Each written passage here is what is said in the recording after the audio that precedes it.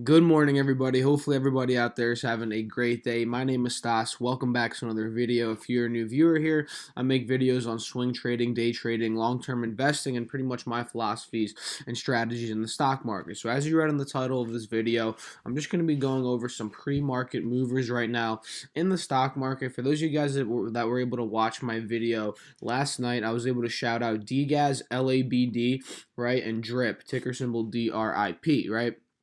And ever since then, guys, overnight, the price of silver actually shot up, from about the $16 level up to about the $16.25 level. And, it's crossed above this 180-day SMA line, this 50-day SMA line as well. And now it seems like it's trading above that EMA line, right? It's looking to pull back a little bit. And if it does end up holding above here, it could end up shooting up even higher. But I just wanted to shout out, the silver futures. And for those of you guys that don't know, USLV trades based upon silver futures. So whenever the silver futures are going up in price, USLV is going up in price. And for those of you guys that have been paying attention to these inverse ETFs, you've seen that, okay, USLV topped off here at about 1150. And since then, guys, it's pretty much been downtrending, getting rejected by the EMA line, getting rejected by the 50-day SMA line. And now it's looking to, cross above this 180-day SMA line. And in my personal opinion, if it successfully does, and if silver futures continue to shoot up and push past about the 1625 to 1630 level, this one could be at a reversal point. And if we look back over to the 180-day 4-hour chart, sorry guys, I still have a cold, still a little bit sniffly right now, but we see that, okay, USLV was trading within this channel from about 940 to about 1050, and then it went down all the way to about 851 as the silver futures were continuing to, go down in price, get rejected by, the EMA line, SMA lines, and pretty much right now we see that the past couple of days, USLV has been consolidating and slowly pushing up from that 850 low, and now we're seeing, the EMA line is starting to point up. USLV starting to break above the 50-day SMA line. So this could be a slow sign, of a reversal. And what I'm going to be looking at very closely, guys, is, if the silver futures are going to be holding this particular, price point pattern that we're on right now. We see that they're at about $16.20. And if we look over this 20-day 1-hour chart, we could see, just like USLV, the silver futures the silver futures have been getting rejected by the SMA lines, but now we're starting to slowly see a break past the 180-day SMA line, and the 50-day SMA line is slowly starting to cross the 180-day SMA line, which does indicate a buy signal, which does indicate a slow uptrend pattern, starting to form. And I'm not going to be putting money into the silver futures or into USLV quite yet, but I'm going to be keeping a very close eye onto this, onto this future, maybe to take a small position later on in the day today, or maybe even tomorrow. So that's the first one that I wanted to call out.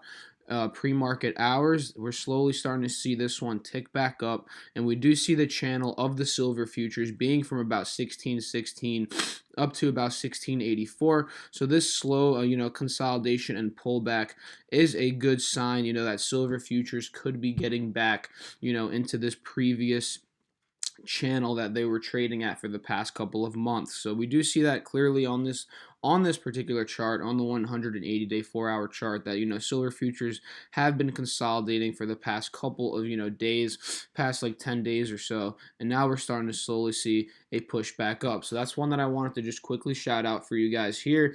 And another one is the gold futures. Same thing with the same thing with the silver futures. Gold futures topped off at about 1369, and since then they've been on a downtrending pattern, right? They've been getting rejected by the 180-day SMA line, the 50-day SMA line, as well as the EMA line. But what we see here, guys, is that they bottomed off at about 1240, and now they're slowly starting to trade above that EMA line and, above this 50-day SMA line. It could still get rejected by the 180-day SMA line, but if you do want to take a smaller position, in JNUG, which is the bull ETF that trades based upon the gold futures, there's still some potential from about 1264 up to about 1280, which is, the resistance level in terms of the 180-day SMA line. But if this one does end up pushing back even or pushing past the 180-day SMA line, this could be a sign of a reversal. But if we look back over to JNUG, it's actually up about like 4 to 5% pre-market hours right now. And to be honest, guys, JNUG right now, if we're looking at it at a technical perspective, it's kind of overextended in terms of the RSI level, relative strength index. It's at about 76, so it's kind of overbought right now. So before I would personally get into JNUG, I would want to see a pullback maybe to about the 1450 level, a little bit closer to that EMA line. And if we look a little bit closer here, guys, to the 20-day chart, JNUG has actually been extremely bullish over the past week or so. And now we're seeing it's at 1520, pre-market hours. And from the 1460 level where it closed at up to about 1520, it's already up 4% pre-market hours. And this even shows us a better depiction of, okay, these RSI levels, they're showing that JNUG is completely overbought right now. So before we get into JNUG, like I said, I would want to wait, pull back a little bit closer to the EMA line, because it has been riding the EMA line pretty consistently over the past week. So maybe a pullback to like 1460, 1470 would be a better entry in my personal opinion. And another one that I'm actually going to be taking a position in today is in the natural gas commodity from pretty much trading DGAS. I shouted this one out in my video yesterday.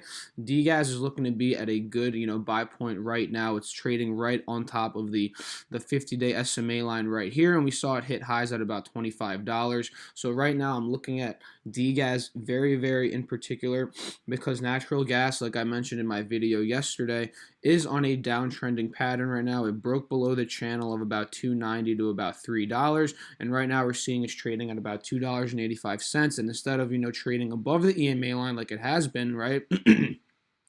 It's pretty much getting rejected by the EMA line. The candlesticks are trading below it, and the EMA line is acting as a resistance level. So this could be a good, opportunity and a good sign that, natural gas is downtrending as it's getting rejected by the EMA line. And if we look a little bit closer to the 20-day 1-hour chart, we can see this even better. It starts to pop up above the EMA line, but then it gets rejected by the SMA line. Same thing here. Gets rejected again. Poop, another low here. Gets rejected again.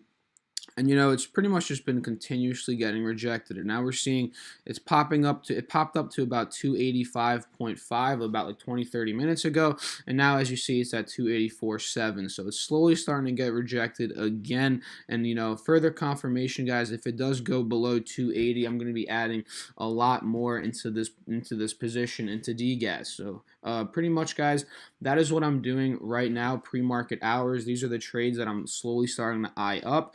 And also, guys, like I mentioned yesterday, XOP is trading based upon XOP is a oil and gas ETF, and the DRIP ETF trades based upon this one. And pretty much whenever XOP goes down in price, DRIP is going up in price. And I'm going to be looking at DRIP as a day trade, possibly today or tomorrow, depending on if XOP ends up topping off at about $44 like we called out in my video yesterday. And it's looking like XOP is going to open up green today, because I think Gush is pushing right now. It's at about 42, right? It's at about $42. It closed at about 41.52. So I could see a possible push to about $44 for XOP before I start taking a smaller position into DRIP. And DRIP offers about 6% potential for profit, like we mentioned in yesterday's video. And I'm eyeing up an entry at about $5.50 to between $5.60. So let's say we get in at $5.55, up to previous resistance levels at about $6. That could be about an 7-8% potential trade. And another one that I'm going to be shouting out is Micron. Excuse me.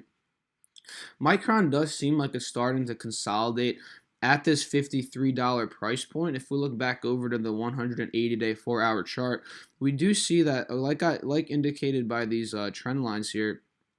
Let me remove these drawings really quickly for you guys. Remove drawing.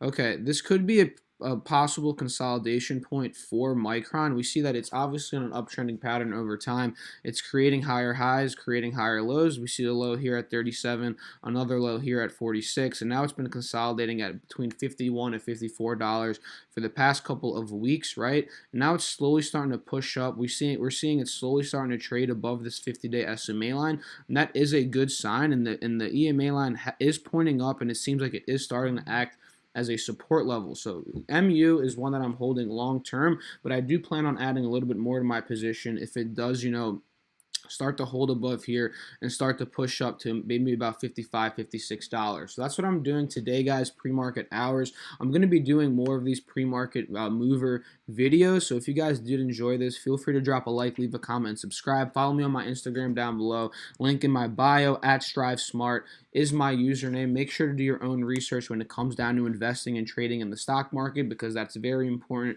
in order for you to become a self-sufficient trader. So hopefully everybody has a great day out there. Let's make some money today, guys. Peace.